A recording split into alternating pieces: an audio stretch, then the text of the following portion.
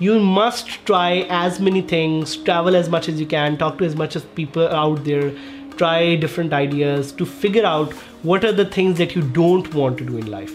And once you've figured that out, it will be easier for you to narrow down on the things that you actually want to do. Hi, my name is Saad Hamid.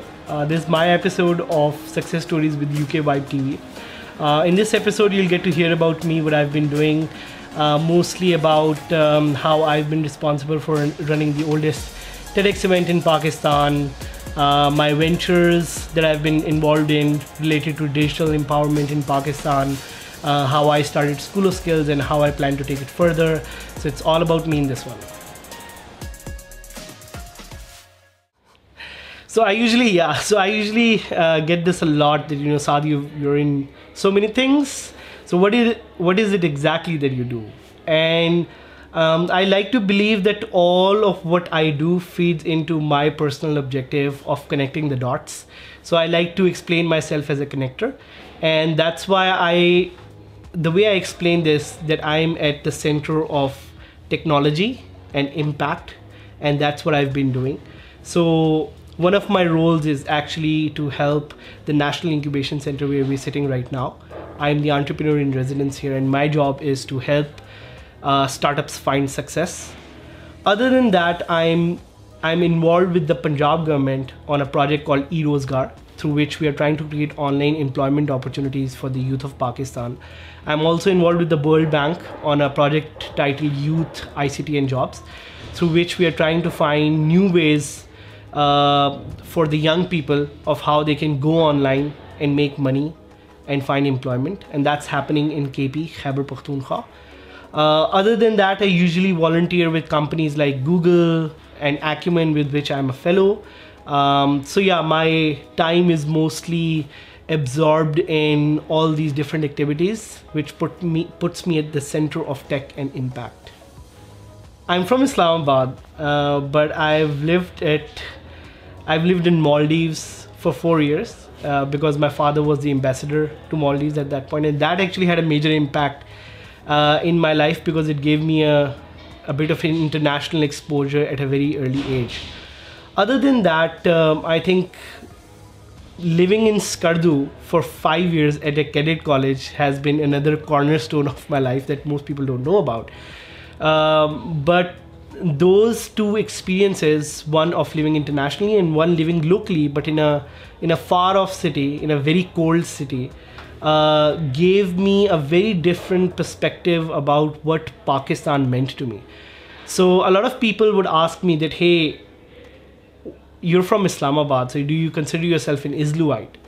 And I usually answer that with by saying that I think I consider myself to be a more Pakistani than any of the people out there, because I've lived in all these different places and having exposure to all these different cultures. So Islamabad has definitely been a part of my life, but other than that, traveling around the world, I've been to 20 countries so far, and other than that, living in Skardu and Maldives in my childhood has played a major role in how I grew up and how I see the world now. Sure, I love this question because it's all about how you plan your day, productivity. So I have a very detailed tracker for my day, for my week, for my month and my year, and some of the people who know me, they have actually seen that, and they think that I'm crazy, including my wife, because I have a daily tracker for home as well, which is in my Google Drive. It's a set of activities, but I believe to be productive, before you even see that where you need to get to, you need to see where you are right now. And so my daily schedule is, for the first half and second half of the day, I do a lot of meetings and I meet a lot of people, because my job is to brainstorm over new ideas, meet new people, fundraise for my own company. So the first and second half is mostly dedicated to meeting people. The third half, which is actually a thing, for me is all about work. So this is the time from 6 p.m. to 12 p.m. when I get down to my most amazing and new ideas that I need to work on, and that's when I do most of my work. And that's been my schedule for quite some time now, and people around me again complain that, you know, I don't get time off, leisure time for my own stuff, for family, for friends and general things.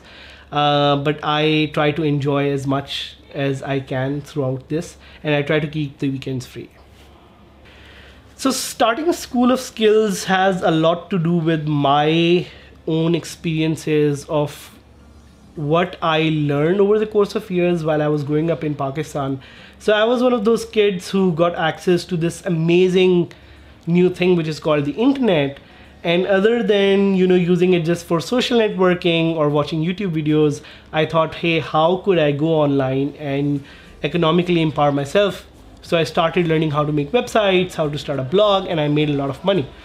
And I realized that even after a decade, not many people who have access to internet are doing that. So I wanted to create a platform where people can learn new skills. Skills like design thinking, skills like innovation, creativity, digital skills, skills that would actually help them build a better career somehow. And that was the inception point for School of Skills. Looking at my own story and looking at the story of other successful people around me who have used the internet to do amazing things, I came up with this idea of starting something, a platform which could empower the next generation of young people with skills of the future. And that's how School of Skills came into being. When I try to remember the first time I was a part of TEDx event, it takes me back to 2010. When I visited this TEDx event in Lahore called TEDx Lahore. And when I walked out of that hall, in some ways I had a new brain which had been rewired through the ideas that I got to hear that day. And as soon as I came back, I decided that I want to start a TEDx event for Islamabad, and that's how the first TEDx in Pakistan, the first TEDx in Islamabad was born. TEDx Islamabad was born in 2010, and since then we have been doing a TEDx event every year. And other than that, actually our TEDx story is super interesting because we've done a TEDx in Himalayas. We have done a TEDx in one of the underprivileged schools for kids. So we have tried to push boundaries with TEDx. And other than that, I think one of my motivations for doing TEDx again and again is the global community that we have. I've been a part of not just local TEDx events, but global TED events. One in Scotland, one in Qatar, one in the US. So that keeps bringing me back to this amazing community. I think it's really hard being an entrepreneur in Pakistan, and there are two sides to the challenges that an entrepreneur faces. One are the functional challenges, right? Yeah, how would you get your company registered? How would you make revenue? How would you, try to justify your business case and all of that? And the other part is the emotional part. And I think it's the emotional part which most of the people discount, but has the most impact. And when I talk about the emotional part and the emotional challenges, I'm referring to, I've seen founders who don't have a co-founder, and they're taking this toll and they're taking this burden of doing things themselves, and that can be very challenging. Other than that, waking up every day and fighting the system and seeing that, what they're trying to do, does it even make sense? Will they be able to get to the point that they need to reach at? So it's really hard being an entrepreneur in Pakistan, and the biggest challenge of them all is the emotional challenge associated with entrepreneurship. There was an ebook that I was writing 5 years back. The project never came into completion, but that was 100 things I love about Pakistan, and each page had something new or very different about Pakistan. But if I were to pick 3 things that I love about Pakistan, it's the cultural diversity, which can actually, which in our current scenario might actually be challenging for us to handle, but is actually one of the things I love about Pakistan. From the provinces to the food, everything, everything is so diverse. Other than that, I think the people, very compassionate, and you get this feeling of, so I've traveled abroad a lot, right? And one of the things that keep bringing me back to Pakistan are the people. Like they have this aura of, it's a very South Asian aura, which is hard to explain, but the second is definitely the people. The third is the opportunity, and especially with regards to my work. 3G just came to Pakistan in 2013, and since then there has been a hockey stick graph for the sort of opportunities that the digital world will open up in Pakistan. And that's what I love about Pakistan, which is the opportunity that we have, the startups that are growing. So yeah, these are the three things that I love about Pakistan. So yeah, right now I think one of the, there are a lot of interesting ventures that I'm involved in because I like to keep my plate full all the time. One of the ventures that I would like to mention is called Sehat Kahani, that I'm the advisor for. And what they do is the founder Sara Khurram and the co-founder Ifat, what they're trying to do is they're trying to take health services to rural areas through telecommunication. So they have a laptop where you just sit, connect to a doctor. It's freaking cool, freaking amazing. And that's one of the ventures that I really like to mention, because it kind of it kind of realizes the potential of technology to its true sense. So I think this is a word that has been out there for quite some time, you know, digital, and it started off with before the internet, when you used to talk about computers and everything, but everything changed in the past 7 years. You have, you know, this really strong device in your hand, which can do literally everything that you want. And it's the potential of this word that really gives me goosebumps. Digital, you know, it's an ocean of opportunities. So right now we're talking about apps, we're talking about all of the cool stuff that you can do on your phone. In the future we'll have deviceless environments, which others call as augmented reality or mixed reality. And when I kind of relate that to what Pakistan needs right now, I think internet is going to be the biggest equalizer of all. It's not going to be health, it's not going to be education. It's going to be that opportunity that is given to you through a digital platform, which we know as the internet, that anyone who's either in Gujarat or in Islamabad or in Gujranwala or any other peri-urban, urban or rural city would have access to, regardless of where they're from or which household they belong to. So this, to me, why this excites me so much is the potential and the opportunities that it has going forward. So I think the government is getting there. There's definitely, so we're sitting at the National Incubation Center, which is actually funded by the government. So that's a very good kind of an example that, you know, that the government has started to play its part. I would like to mention Plan 9 by the Punjab Information Technology Board, headed by Dr. Umar Saif, which is one of the best examples of how the government can be a great enabler for the tech and entrepreneurship ecosystem. In terms of funding specifically, so far we haven't seen any initiatives from any of the provincial or federal governments, but I've heard that the government is working on it. And apart from these infrastructural resources, the government will soon start to create a fund through which it can help startups grow. Yeah.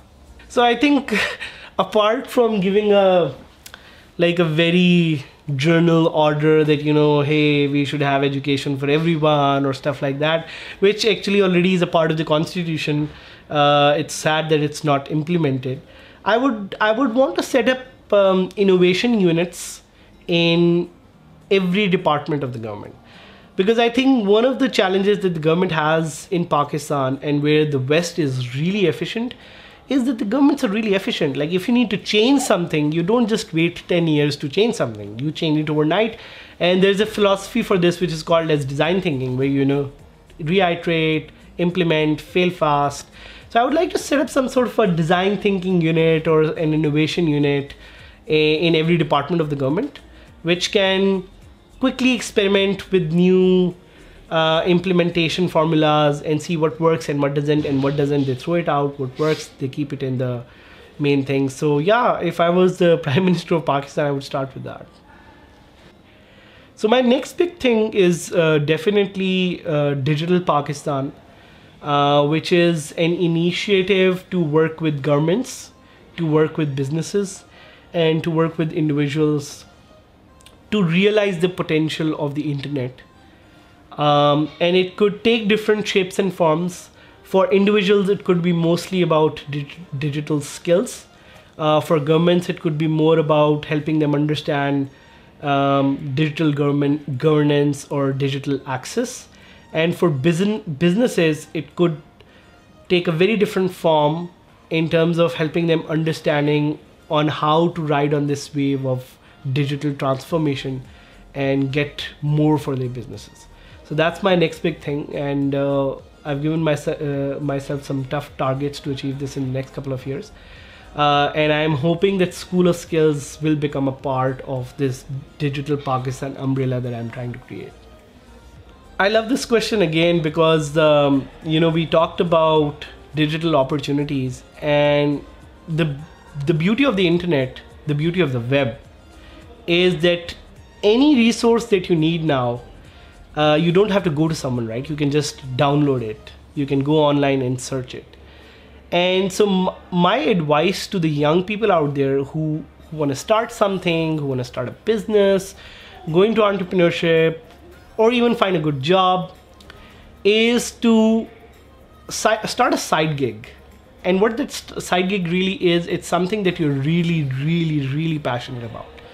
Because that's how it worked for me, and that's how it worked for most of the successful people out there, is that they really started with something that they were passionate about. So don't follow the money, follow what you're passionate about, and money will eventually come.